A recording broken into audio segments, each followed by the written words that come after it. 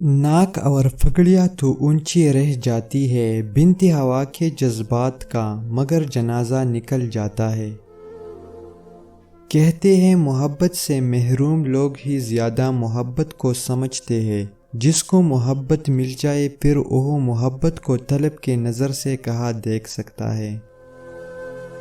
گفتگو کیجیے احتیاط کے ساتھ، لوگ مر جاتے ہیں الفاظ کے ساتھ۔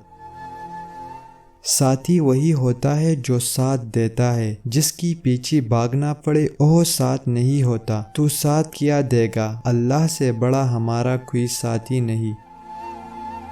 کچھ لوگ صرف اپنی اکڑ کی وجہ سے قیمتی رشتے کھو دیتے ہیں۔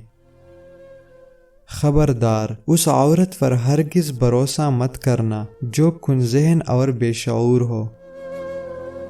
محبت دو بے وقوفوں کے درمیان ایک معاہدہ ہے، جس کو پہلے عقل آ جاتی ہے وہ بے وفا کہلاتا ہے۔